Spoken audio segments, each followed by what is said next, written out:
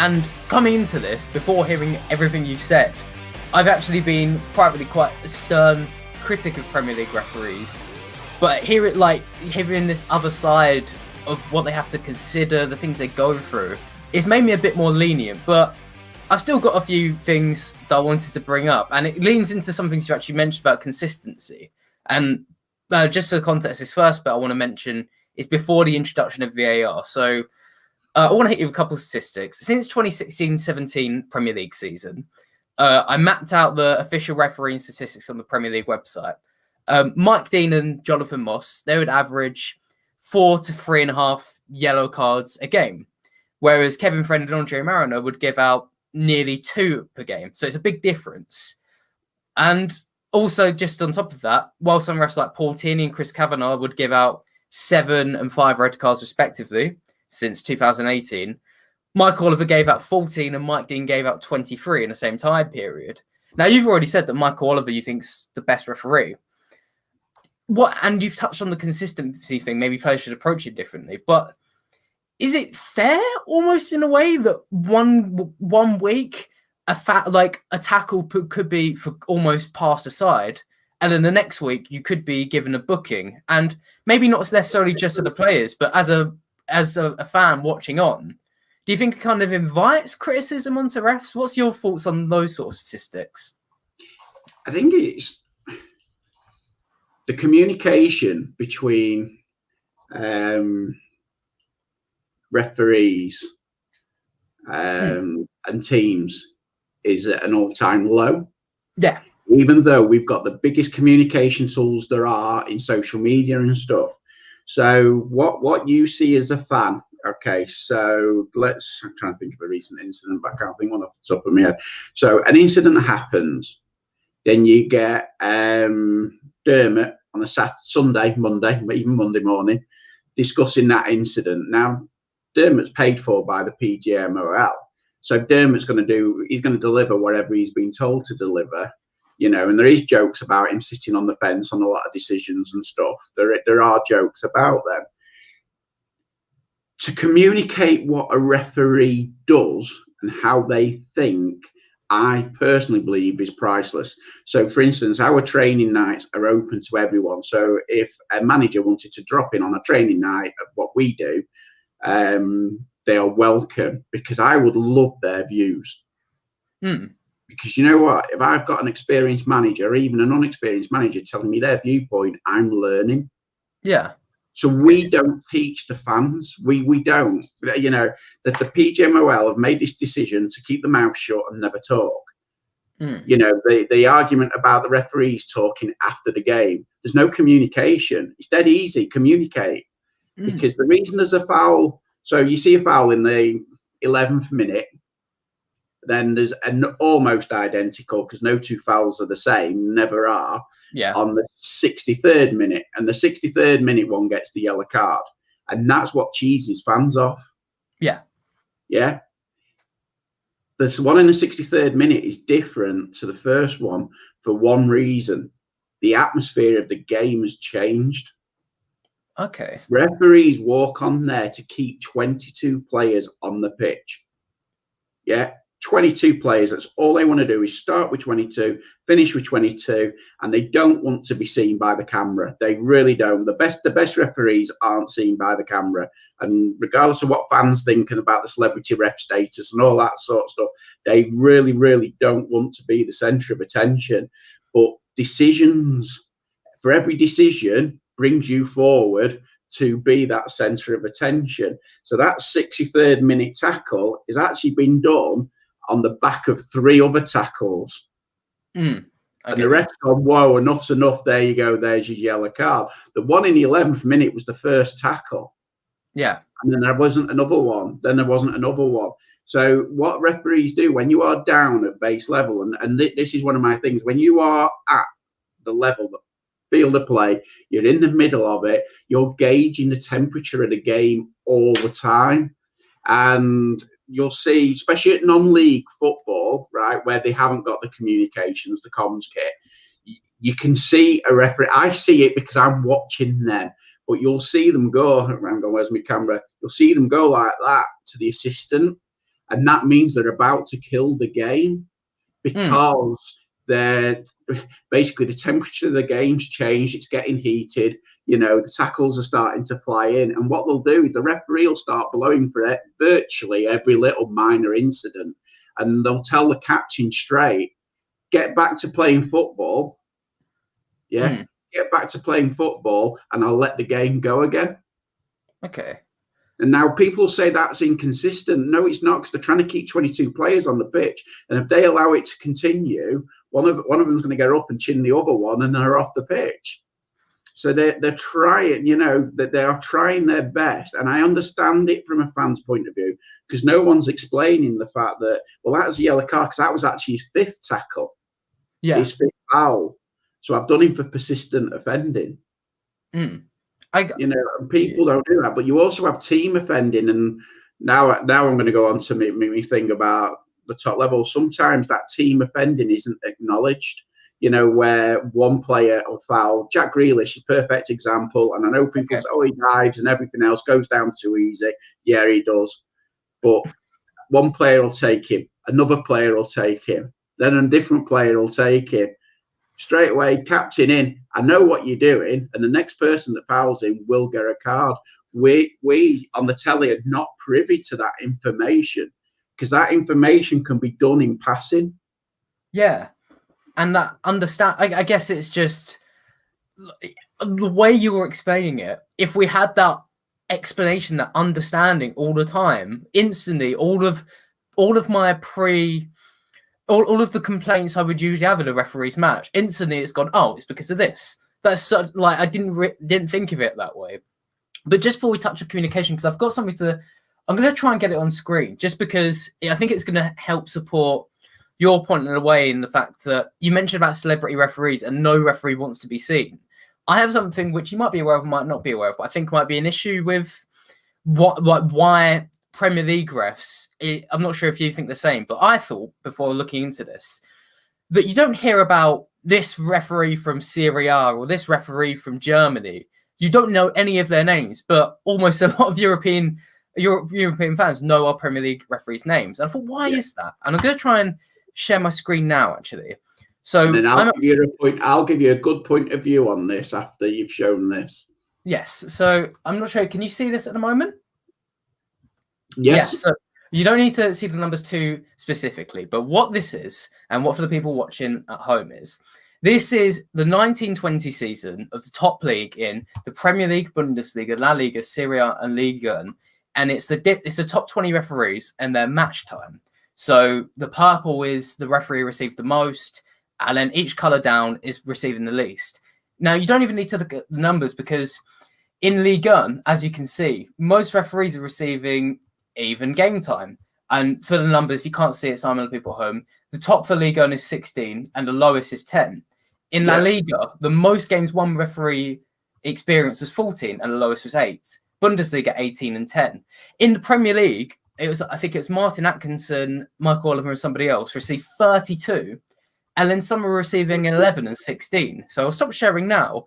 Do you think that invites pressure? Because it's like we've got some referees who are being fielded week in, week out. Like Lee Mason the other week, he made a mistake against Brighton, and then he was due to appear the next week, or the next day, like literally the next evening. Whereas across Europe, they wouldn't appear for another week. Do you think, what do you make of that? Oh. At the moment, we've got, and I will say it, some quality referees. Yep, some absolute quality referees. And I look at this, and you've mentioned Lee Mason before he come off, because he was carrying that injury. Can't remember which game it was, but he was carrying an injury. It was spotted, and then he come off, so there was kind of no surprise. But you safe hands. So I've also been a referee secretary. Okay. And the referee secretary, you have your safe hands, you know, where you're not going to get any controversy or anything like that. So you tend to try and put those safe hands in place. I learned quickly to say, do you know what? No, I've got referees who are up and coming. I need them to have more games. So when you look at the Premier League, so I'm going to go below the Anthony Taylors, Martin Atkinson's, Michael Oliver's. You go to Paul Tierney, probably the most improved referee this season.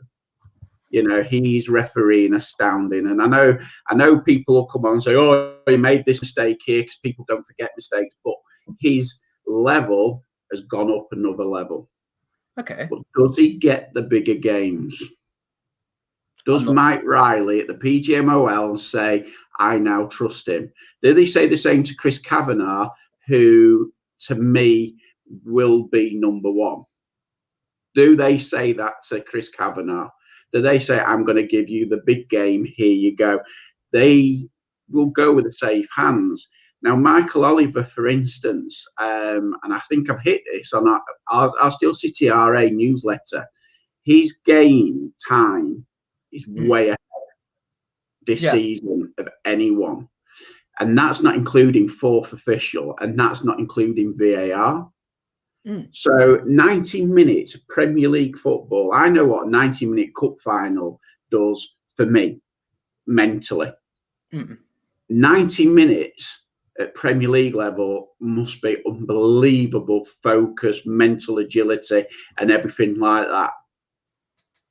Then the next day, they're fourth official. Yeah. Then midweek, off he goes, Michael Oliver, to Europe. Then he comes back and you'll have the 12:30 on a Saturday. Yeah. And not the 5 o'clock on a Sunday or a 7 o'clock on a Monday. They've also had a thing where they've been traveling separately, whereas they used to travel together because of COVID. They're not continually staying over, although I do believe that's changed now, where they are doing the stopovers. But some of them are stopping over and then driving straight to Stockley Park for VAR the next day. Mentally, you can't do that. You really, really can't do that. And the more I see of that, the players are knackered, right? I'm sorry if I'm not allowed to say that word, but players are absolutely shattered. It's so busy. It's game in, game out. The referees are exactly the same. Now, Mourinho hit on it. Mourinho was wrong, but Mourinho hit on it to say about Oliver being tired the other week. And you know what? The guy is doing a lot of games mentally, physically. And there's people out there. Darren England, okay? Give him more games. He's not let us down this season at all. Give him more games. Andy Madley, he's not let us down. Give him more games. Yeah, and just to back up your numbers here, because like obviously you're saying all these names I'm understanding, so people at home might not. You're absolutely right to mention Darren England and Andy Madley, because I've got the 2020 statistics here. Mike Dean, Martin Atkinson, Michael Oliver, Anthony Taylor. You've said how great referees are, like how great they are. They received 32 matches. Darren England received 1, and Andy Madley received 11. You just think, could that not be more balanced, just for the benefit of both of them? Yeah, without a doubt. What it is that it seems to me at the moment there's no contingency plan at the top. So, for instance, I'm sorry if I digress a little bit here, but just stay with me. Go for it. You've got the select group referees. Okay, so you've got select group 1, which is your Premier League referees.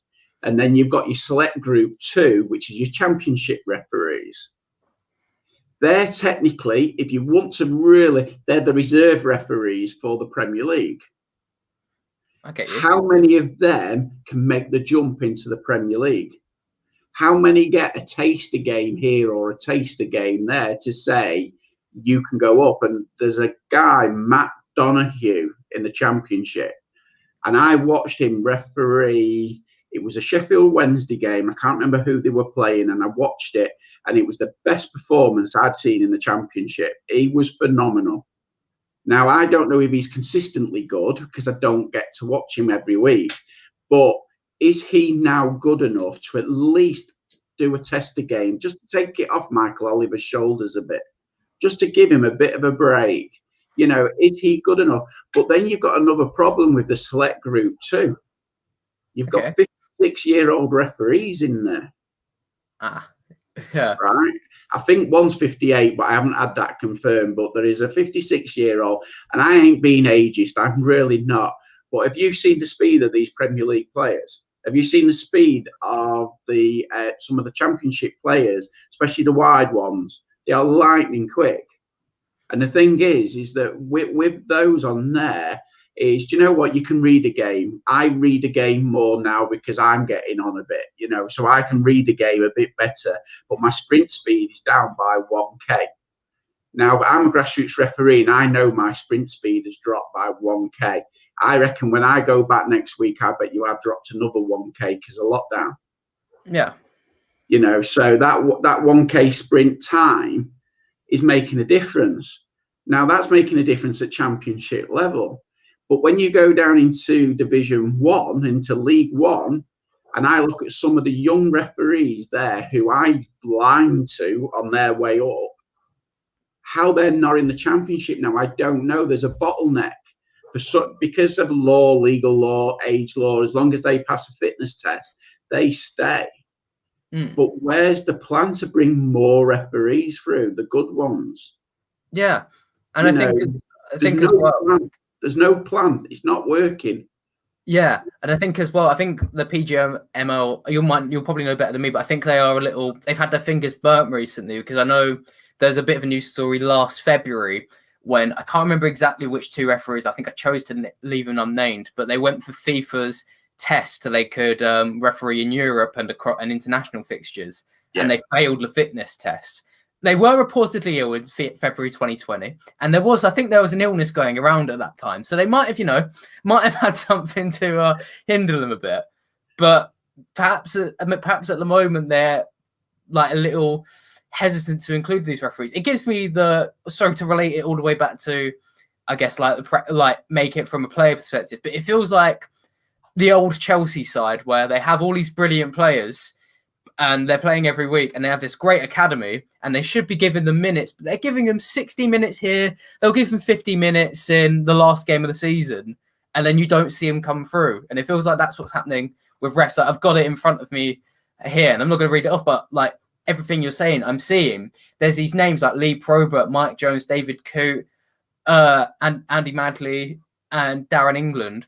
They're right at the bottom every season for these small one games. And you kind of think, okay, if you don't trust them, why are you giving them one game in the first place? If you do trust them, take the stress off Michael Oliver's shoulders.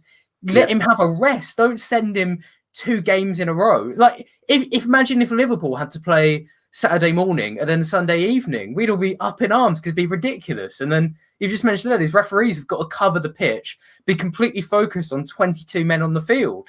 So I think you completely swung me there, but to bring me back all the way down to communication, because I think that's what you were speaking about before. And I think after this conversation here, I think that's clearly the issue, because not enough people are hearing this perspective from you or these referees. If the Daily Mail were to run a story about if they were to run a story about Michael Oliver's absolutely knackered because he's been forced to play he's been forced to referee 2 matches in a row over Michael Oliver did this massive mistake the other day, it'll get them off their backs. And I guess to lead into a question, do you think referees should do post-match interviews? Do you think they should be mic'd up like they are in other leagues and it gets played over while VAR decisions coming in? What's your thoughts on that? No. No? The post-match interview for me is a huge no.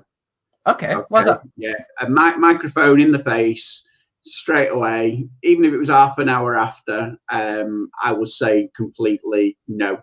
The game's done, the game's gone. We're not going to re-referee it. However, and it's a big however this, and I'm going to come on to something to do with VAR in a minute. The big however is I don't see why on a Monday we can't have a proper show on Sky, on BBC. It doesn't matter, match of the day, they have the SoundCloud and stuff. And why not have proper discussion and feedback from the referee? Now, it might be written feedback. So, for instance, he's seen it, he's then watched it on TV or wherever, and he's gone. So, Michael Oliver, the Tottenham one, perfect one. Whatever happens, Michael Oliver would never have changed his mind for the penalty. Okay? No matter what. Whichever way, if he didn't give it, he wouldn't have changed it. If he did give it, he would have changed it. It was one of them decisions where he would not have changed his mind, and he would have come out and said, no, I've seen it. It was a reckless challenge. And therefore, if you look at my angle, I'm actually looking between the gap in the two players, and I've seen the leg come swinging across recklessly. So therefore, I've awarded the penalty.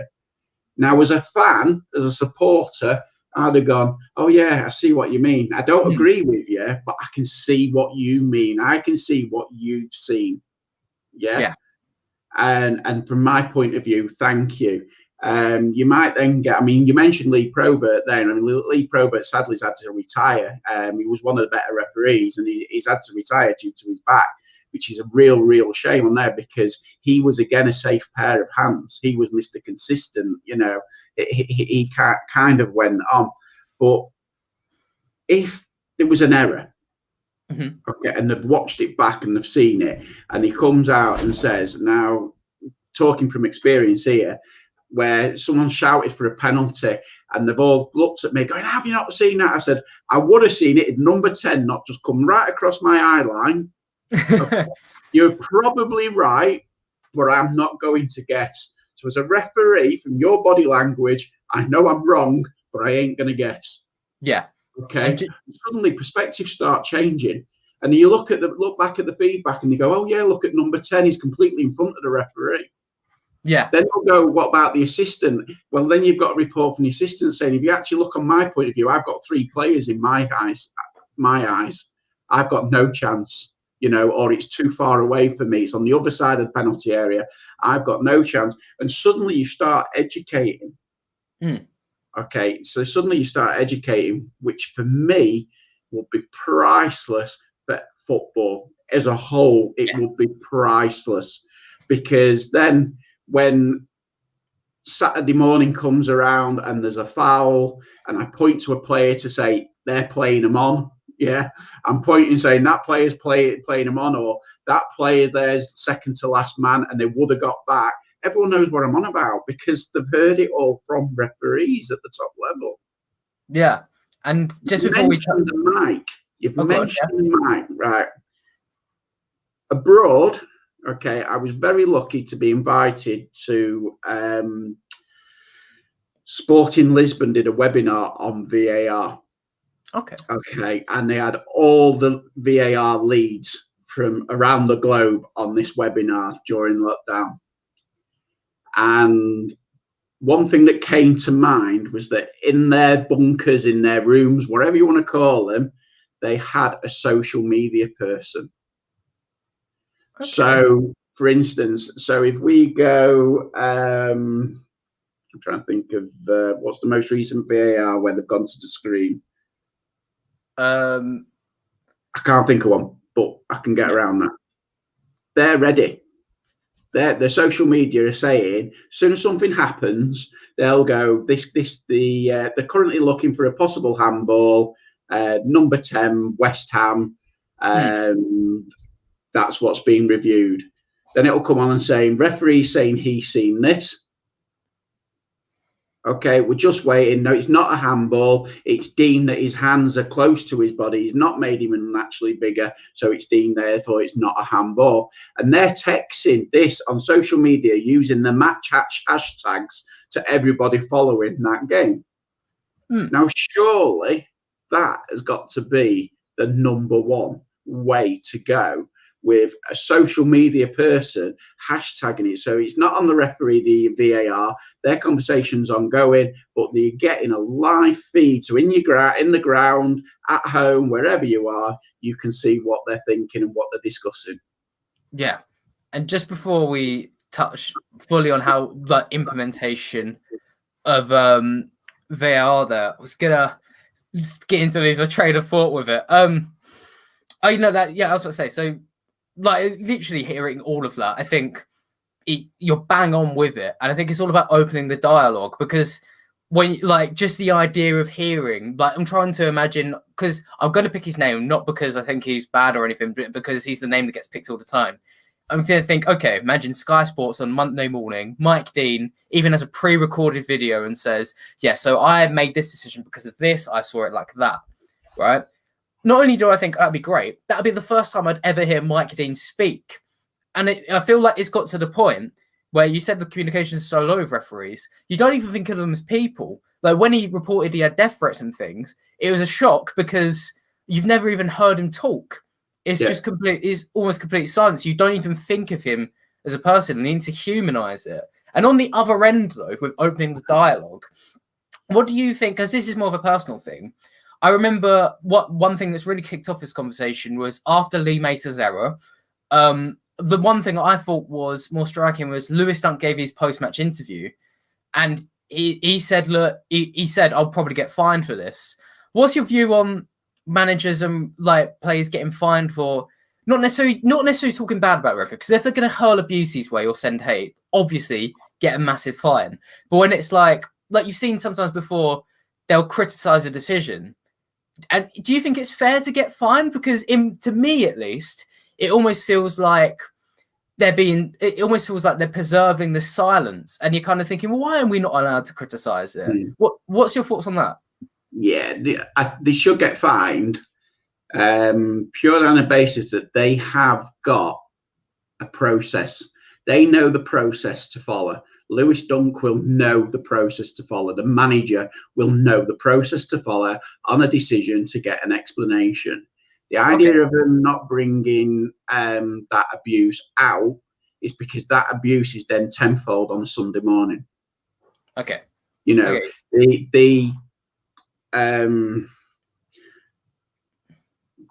the managers blaming referees for their losses has got to stop.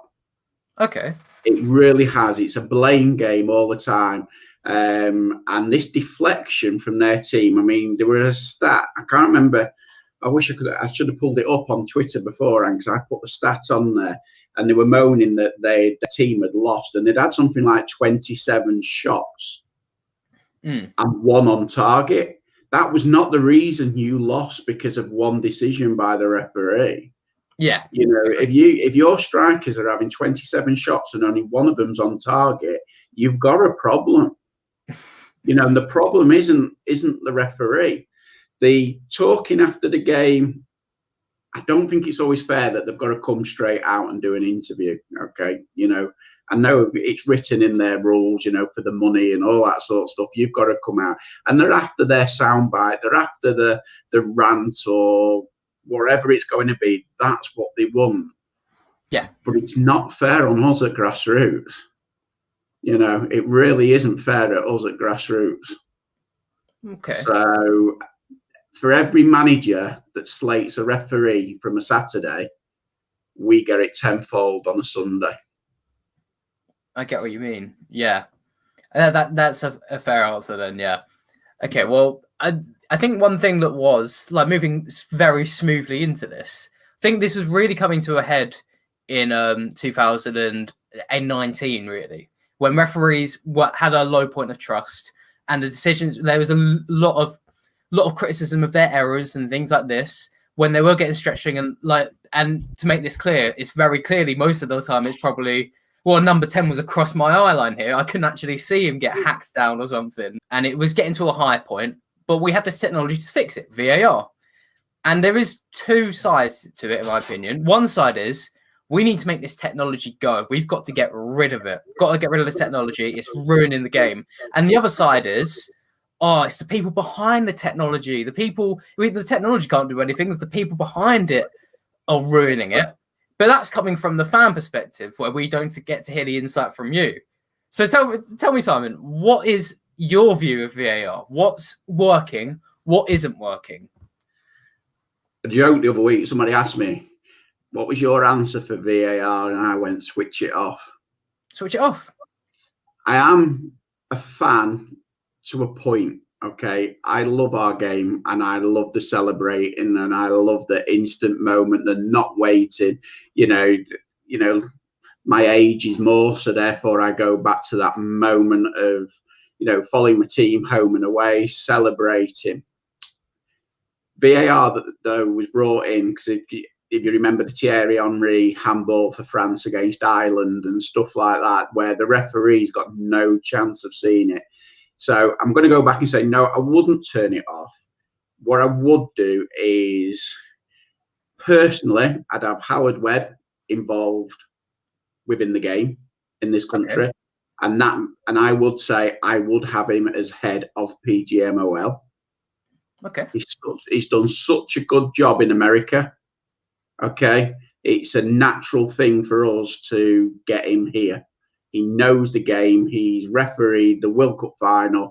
Why can't we have the best? If we've got the best league in the world, why don't we have the best referee or the best person for the job who's already doing the job outstanding elsewhere?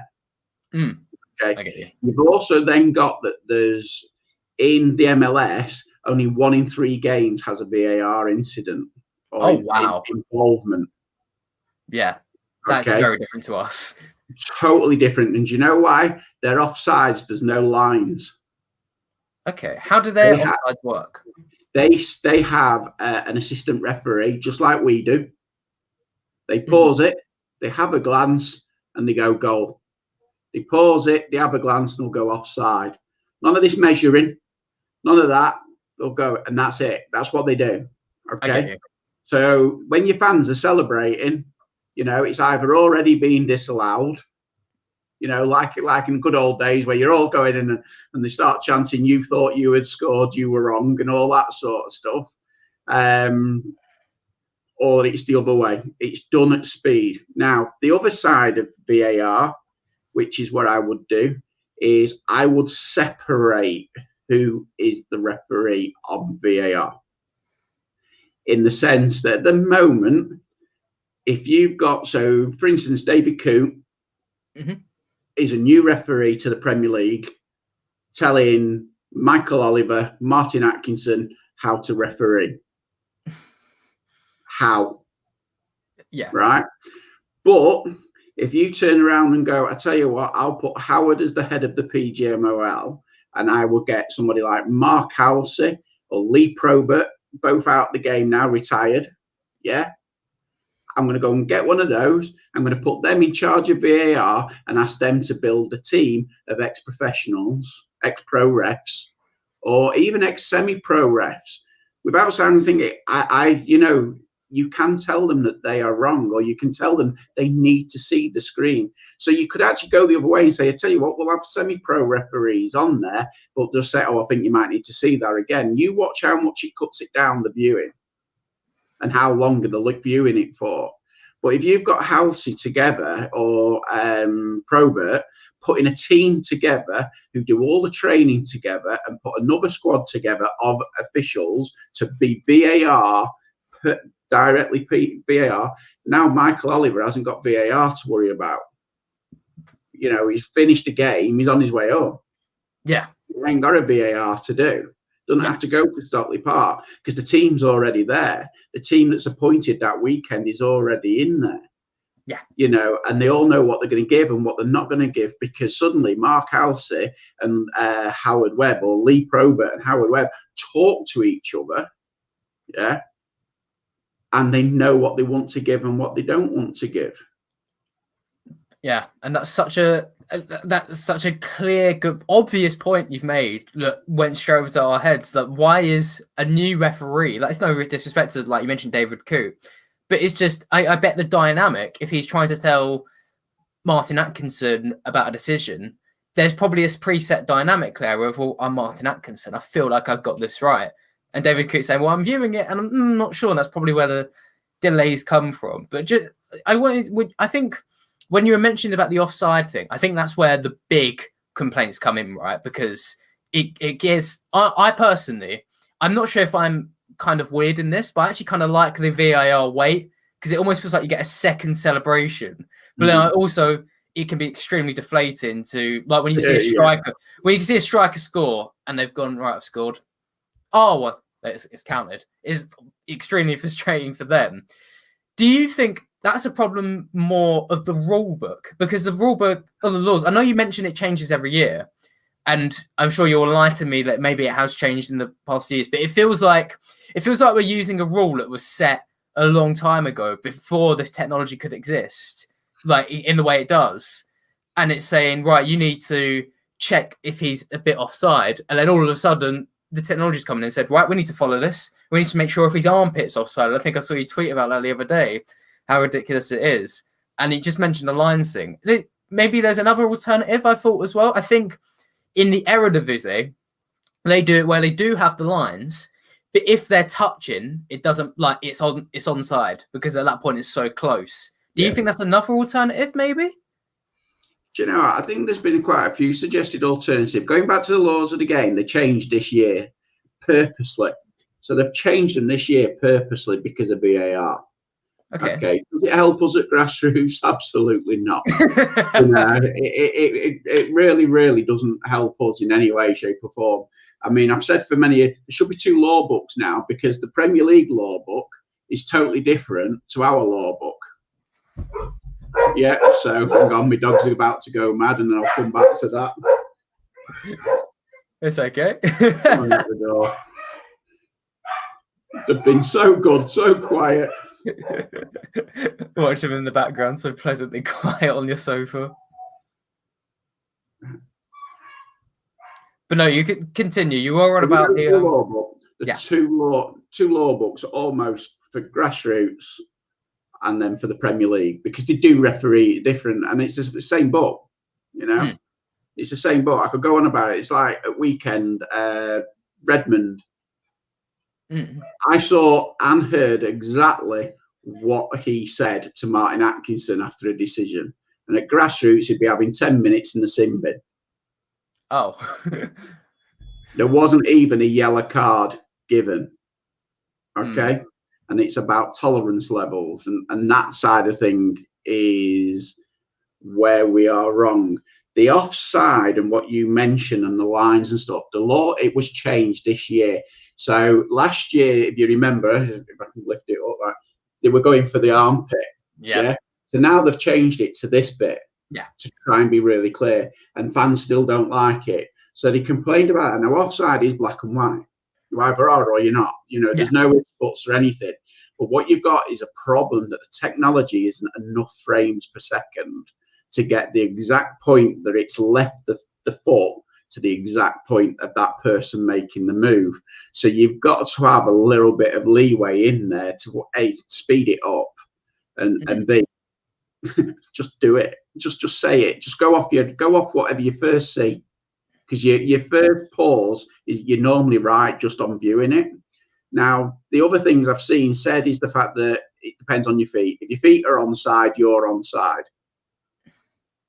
The Wenger one I don't like, and I'll say why I don't like it, is the fact that they're saying if any point of your foot is onside, which means that you've seen it where they've got a foot behind them, and then you're going to get the measurements to say that one stud played them onside, when actually they've got 1.5 yards because of their stride length on the defender.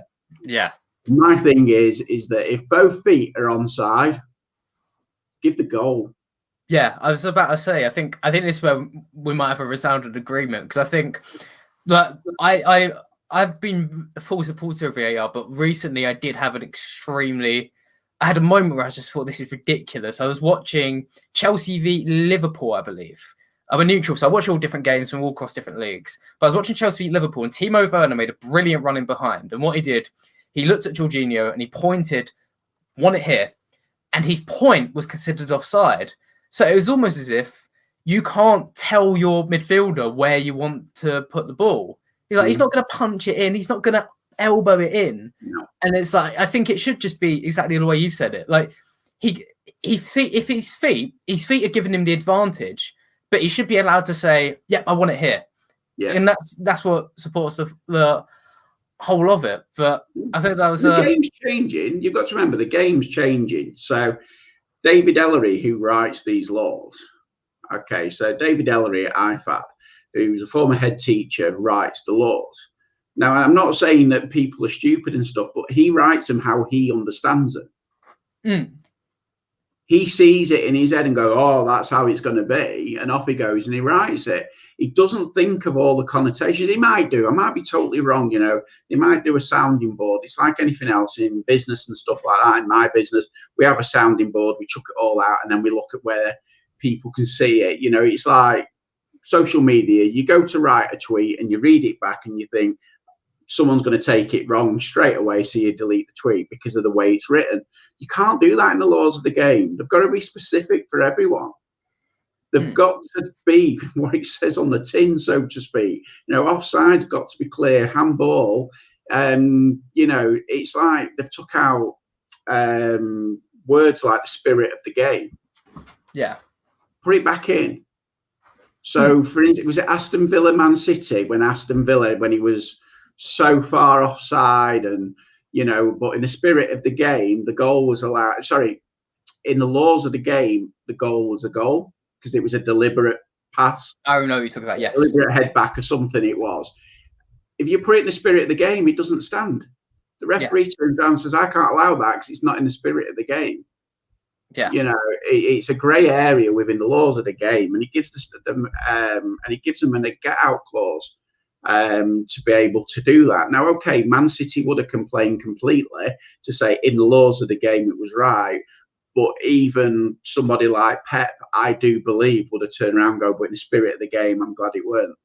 Yeah, and I think the natural counter to it, and I think I know what your answer will be to it, but just I think some people might have the counter to that, and also the idea of the MLS thing where they give it a quick glance. They might say, well, offside's black and white, you can't leave it subjectively.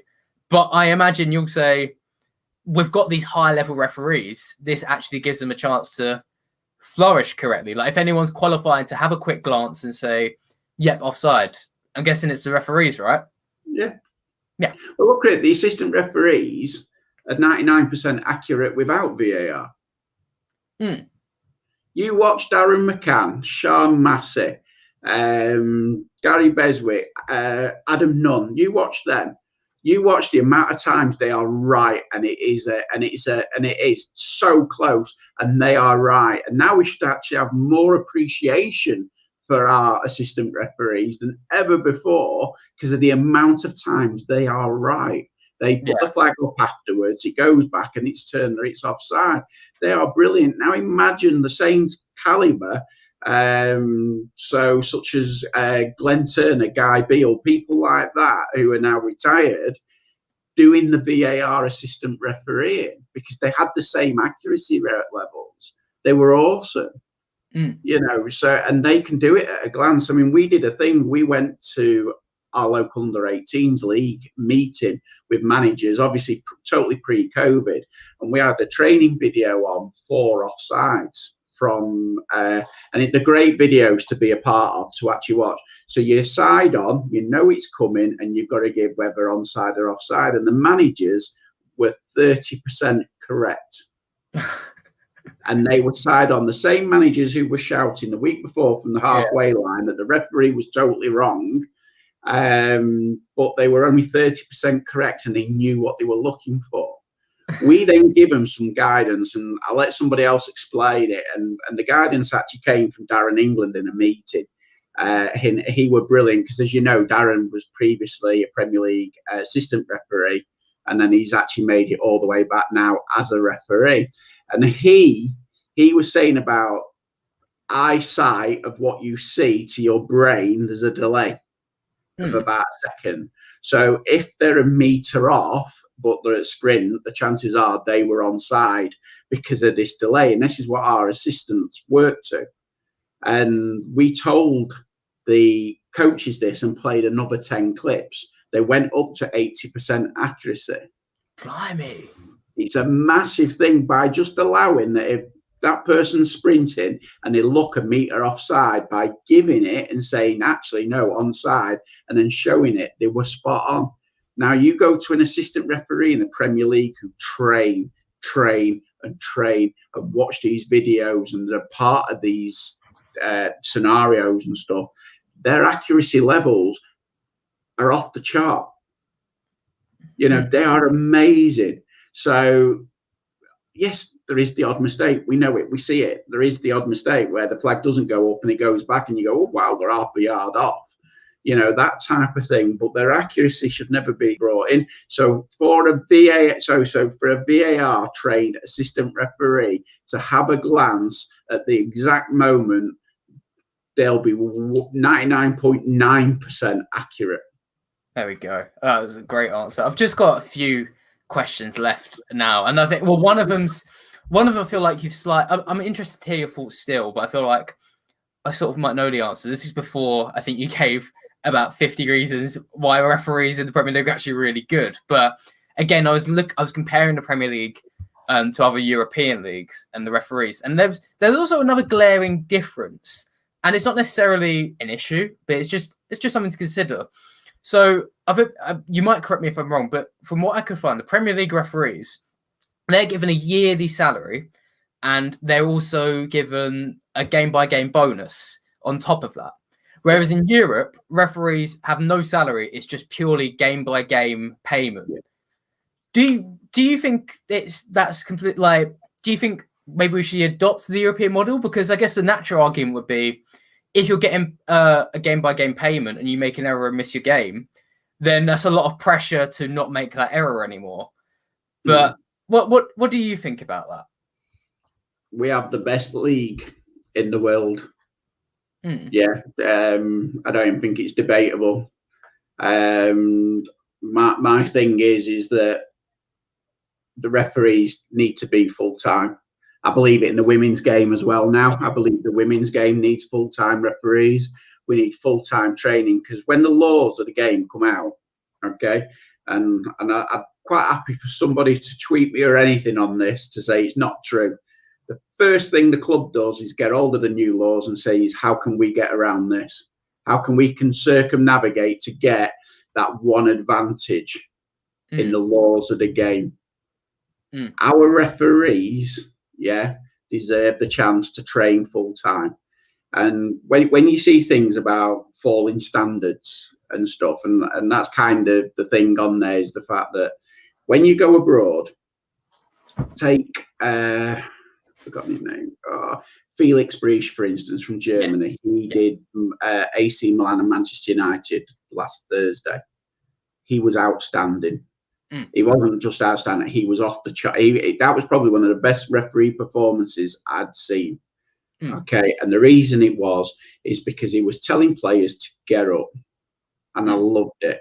I also loved the advantages that he was playing, that he was waiting and waiting and waiting for both teams. He was quite happy for him to try and stay on the feet, and then he'd pull it back. And that's because I have a bugbear. And that bugbear is when they are tripped, but stay on the feet. Yeah. They stay on the feet, and then they don't come back to it in the UK. Do you know what I mean? They're tripped up, but they try to stay on the feet. And I feel like they get penalised for trying to stay on the feet. Okay. Yeah. And I just wanted to make that as a point, because I do see that. But what I'm going to say is that your Kake, your Breaches of this world, they are really good. Is he better than Michael Oliver? Yes, he is. Do we currently have the best referee in Europe? No, we don't. In the top 10 of referees in Europe, do we have a referee? I'd say we have 2, maybe even 3. Okay. I think definitely 2. I'm going to say stick to 2. We have 2 probably of the top 10. In the next 10, 15, I'd say we've got loads.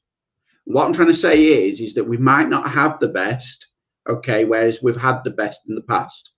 You know, Clattenburg, Webb, brilliant, brilliant referees, okay, didn't always get it right, but they had a presence, they had something about them that they refereed with empathy to the game. So when they refereed with empathy, it changes the game on the referee's point of view. My thing is on there is I think we've got better referees than Europe. Okay. As a whole, yeah. You know, if you took them as a team, say who's got the best team, I would say we have. Do I believe we've got some weak players? Oh, I do, yeah. Okay, and I think that, and those weak players, I think it's time to move them on. But who do you replace them with?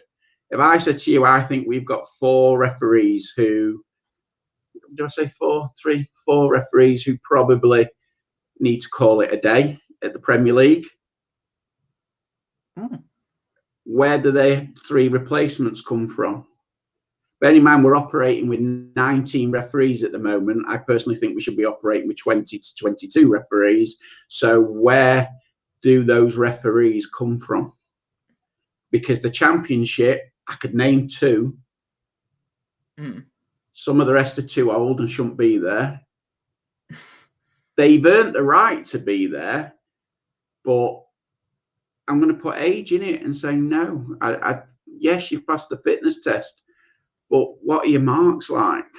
Yeah, and it all comes down to the shortage, because after them, who comes in to replace them? So that's it. So you push the likes of Tom Bramall, James Bell, Ross Joyce, people like that from League Ones and League Twos. You push them up into the Championship, which is where they should be. Yeah. Who's going to replace them? Well, actually, at conference level, there are some really, really talented referees that can't make the step up because of the bottleneck. You know, and they have this thing of only promoting 1 or maybe 2. Well, you know what? Go for 10. Yeah. Give 10 referees a chance to referee at that level, and then everybody moves up. But the problem you've got there is, and this is what I'm hoping people will do. When I went for my level 4, there was 30 plus of us on one of the fitness nights. They had 2 fitness nights, training, fitness test nights, and there were 30 plus at the one I was at, and there was 20 plus at the other one. The last one I visited, they did it with 9. Oh, damn. Yeah, that's a big drop off. Huge drop. So where is everyone? So these 9 are going for promotion, and there might be 5 places. So competition wise, do you know what? It's not really that competitive. So you've got the 5 there, and they get promoted, say, to level 4. Are those 5 now out of their depth because they've got promoted by being in the right place at the right time? I get you, yeah. You know, don't get me wrong, I'm not, because I go and watch Northern Counties football, and I've seen some amazing referees. I was with a referee called Gareth Myers quite a few years ago. I was refereeing at Leeds United Ladies, it was, and he played at Ellen Road, and he was on my line. He then got a double jump in his promotion, and he's had a promotion since. And he refereed at Penistone FC in Northern Counties, and I watched him, and he was outstanding. So some of the right referees do make it beyond there, but some are just stuck. Why are they stuck? Why is nobody taking them under their arms and saying, you know, you shouldn't be here anymore. You've been here this many years. Why aren't we making it to the next level? And then you've got to look at processes and procedures for that, because some referees will have one good year and get promoted. Then you've got referees who are consistently in the top 5 year in, year out, but don't get promoted. Yeah, I get where you're coming from.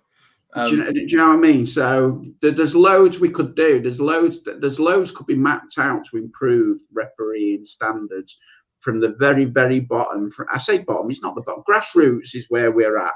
And I know we could really, really improve refereeing at grassroots. Well, yeah, I've got the final point I've got to bring out something. I think it does actually start in the grassroots, because it's something that does get touched on, I think, yearly. Is a diversity in refereeing, and it's not just. I'm not too sure, obviously, because we don't have statistics, what it's like in the lower leagues or in grassroots. But even at the top of the game, it's just not. There's barely any diversity. At least, again, I've looked at it across Europe this time.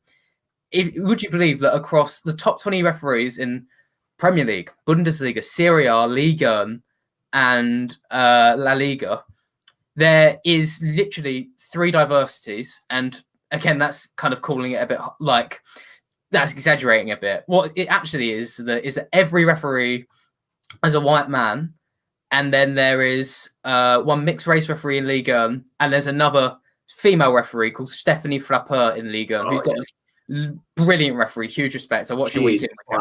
Yeah, absolutely fantastic. But obviously it's quite a touchy subject, but do you think that issue starts in grassroots, and how do we fix it? It does. I mean, I go to Sheffield, we've got Uriah Rennie. He's our head of referees around here. So, you know, we've got the first black Premier League referee on our doorstep. And you know, and you got to remember, I mean, Uriah was fit. You know, he was a good referee as well. He was really, really good. And he's head of referees, and we've still not got any diversity in our referees. You know, and we've got our role model on our doorstep. You know, somebody I aspire to be. You know, literally starting out, and I used to watch him and think, you know what, he's brilliant. You know, type thing. So our role model, you know, our role model is black, and good on him. Yeah. He went to the Premier League. Yeah. He held his own in the Premier League brilliantly and had some amazing, amazing games. So, you know, so to have so few at grassroots in diversity mean now the women's game is the growing side. So we'll go diverse. Let's talk women first. Yeah. The women's game is growing, okay, and you have a choice of pathways. So you can go down the women's route game or the men's route game. Now the big question is here. One day we will have our first female referee in the Premier League. Okay, in the middle. Okay, Sian Massey as an assistant referee, to me, is our number one referee. I really do. I think she is number one by. I say that Darren England, he's quality as well, and I mentioned a few others earlier. But Sian Massey is leading the way to say to women, "You can make it." Okay, we've then got a couple in the middle in League One and League Two. So Abby Burns down there. I can't remember who the other one is. I think it might be Rebecca Welsh. But anyway, they're on that side. Now, will a man ever referee the women's FA Cup final again? So, you know, when you go equality and diversity and everything, so we've got to say is the fact a woman will do the FA Cup final. Yeah. A woman will do the Premier League. Yeah. Will a man do the women's FA Cup final? It's kind of a question on equality that you've kind of got to think about. Okay, down the line, will that ever happen again? Okay. But when you look at some of the female officials that we have now, maybe because I have a daughter that referees now, she's level 4. I think she's level 2. She's level 2 in the women's game, and she obviously wants to go to do the next step to level 1. She loves the women's game. Yeah, she absolutely loves everything about it. She has amazing laughs and everything with the players. But when it comes to lining, she's awesome in the men's game. When it comes to the middle in the men's game, she's got no confidence. Oh. So what you've got to do is say, how do we work with the women to get them both sides? Because how can she be so good at being on the line, but so lacking in confidence in the middle? Yeah. And it's because she sees herself as female. Regardless of what I've told her, you're a referee. You're a good referee. You're not a female referee. Well, you are, but you're not. You're a referee. You've got to see yourself as a referee. And the number one referee should get this appointment, should get that appointment. Now, when you go across, because we've got some amazing officials in Sheffield, some female officials here, they are brilliant, and they're really going to make a mark. Go to the question over minority for the refereeing standards. We had a referee who, I'm not going to mention the name, but they were class, and they were going up. And they were backed, and Uriah backed him and everything else. And then lo and behold, there was some racist abuse towards him, and the FA didn't back him.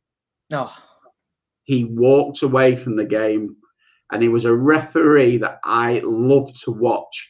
He was so fit. He had empathy for the game. He had great communication. He made a big key match incident decision one day. Somebody didn't agree, and he never got backed. Oh, God. And he walked away from the game. I can actually go on and mention 2 more on there that have gone through so much to get to where they got, and that was higher than level 4, and they copped the same thing and didn't get backed.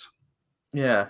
it almost feels like the referees we've mentioned, forgive me if I forgot the name, but the first black referee in the Premier League, and also Stephanie Frappeur-Shaw-Massey, they're brilliant trailblazers, but it feels like the walls behind them that they broke down have almost been rebuilt in a way. Like what you just mentioned about your daughter, she gets into the middle of the men's game and thinks, I'm not a referee, I'm a female referee. How do we tackle that? And you just mentioned about the FA.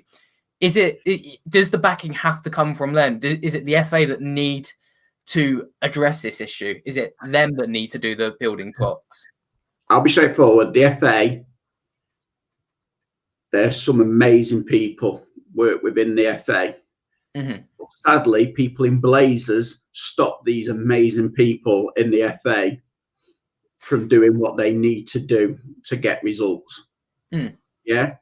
They have no idea of grassroots or what people go through.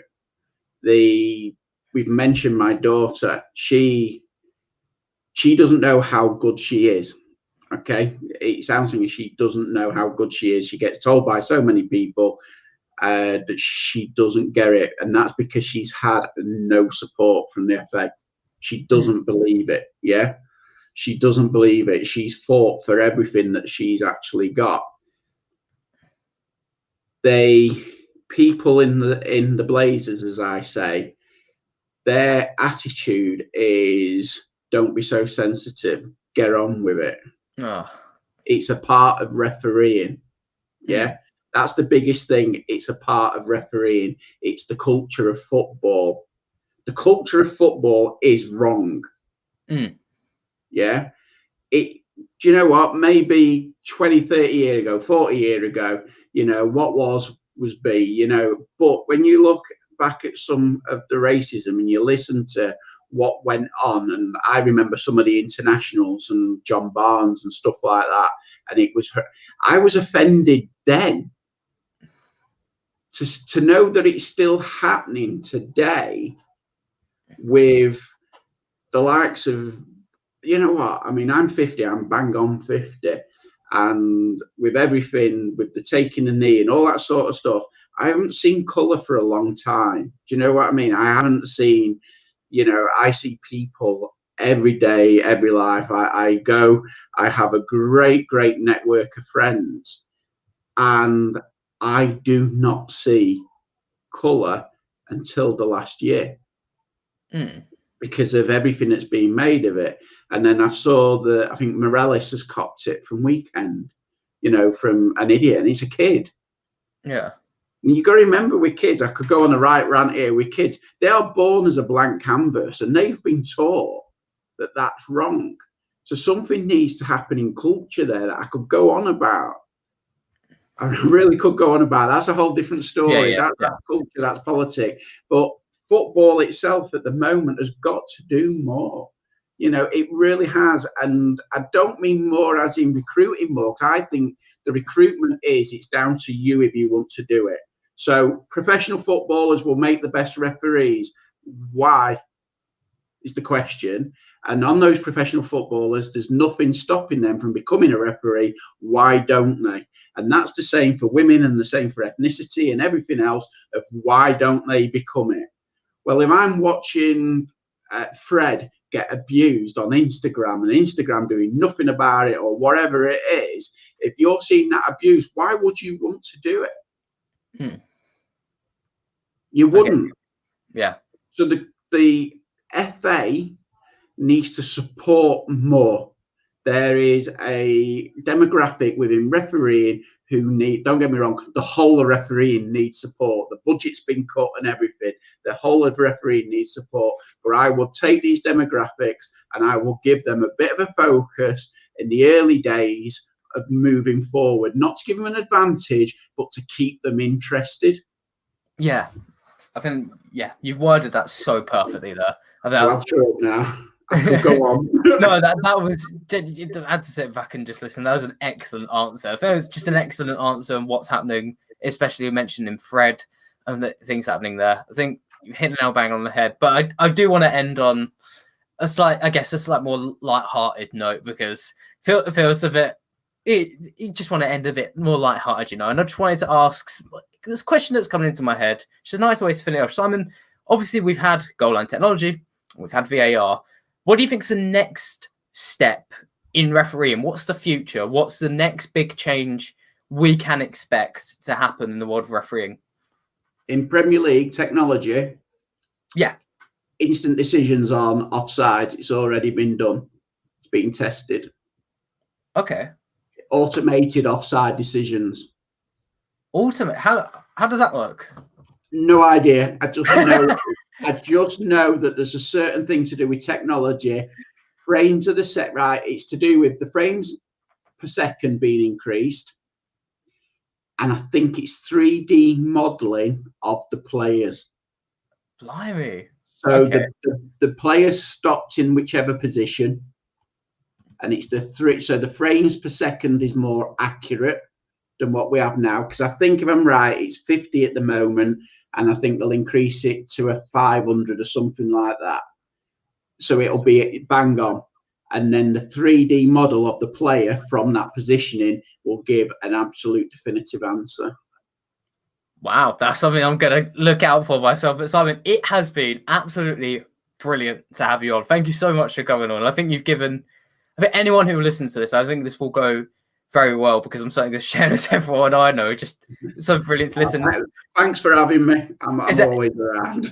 Is there anything you want to plug for people to look at before we head off? Do you know what? No, I mean, Steel City RA, we're on Facebook and we have a group, and I'd love people to join it. And I mean, players, managers, the whole lot, because I won't learn personally without your view. Yeah, as long as it's done in a nice manner, in a good manner. Yeah.